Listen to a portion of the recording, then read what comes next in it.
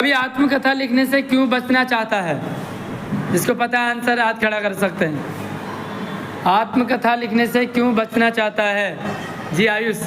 Sir कवि इसलिए वो कथा लिखने से डरता है क्योंकि वो किसी को अपना बात बताना नहीं चाहता है। क्यों? क्योंकि उनका कोई मजाक उड़ा सकता है। उनका कोई मजाक उड़ा सकता है। यस, कुछ और?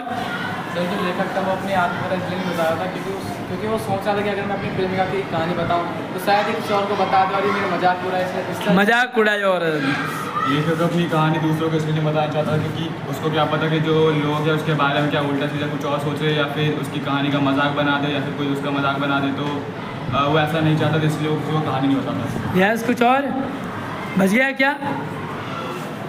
कुछ और बताना चाहता कोई? यस।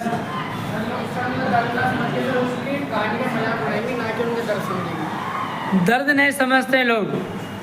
आजकल लोग दर्द नहीं समझते, दर्द का मजाक बनाते हैं। होता है ना ऐसे। अगला सवाल है, आत्मकथा सुनाने के संदर्भ में अभी समय भी नहीं है ऐसा क्यों कहता है कवि? यस। सर कवि अपनी बात को टालना चाहता था। अपनी बात को टालना चाहता है, क्यों?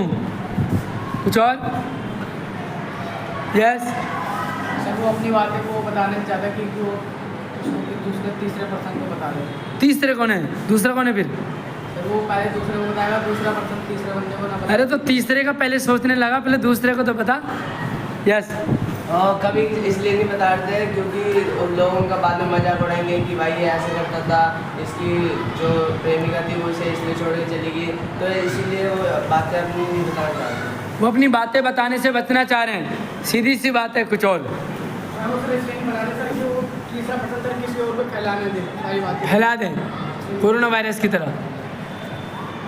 देखिए, हम कभी भी अपनी बात को इसलिए टालते हैं, किसी की बात को इसलिए टालते हैं क्योंकि हम उन्हें बताना नहीं चाहते।